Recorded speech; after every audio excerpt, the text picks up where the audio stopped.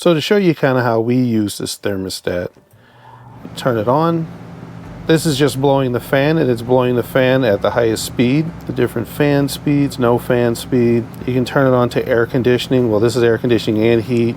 There's air. The compressor will kick on in a few seconds, but you can see it's 85 degrees inside the RV now.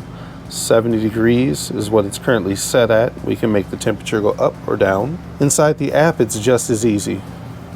If you want to take a peek at the menu system, I'm not going to dive deep into this. I just wanted to show you this menu system does exist. When the compressor turns on, it'll turn blue. You see it's already connected to Wi-Fi. The little Wi-Fi symbol is up there. And at the same time, I can get on my phone. So we can connect via Bluetooth. Since we're just standing right here, go to living room. It's connecting, loading, it's 85 degrees, we can turn it on. We can change the temperature to 70 degrees. We can change it from cool to furnace to fan only. Change the fan speed. Let's put it back on cool. Again, we can see the temperature and everything.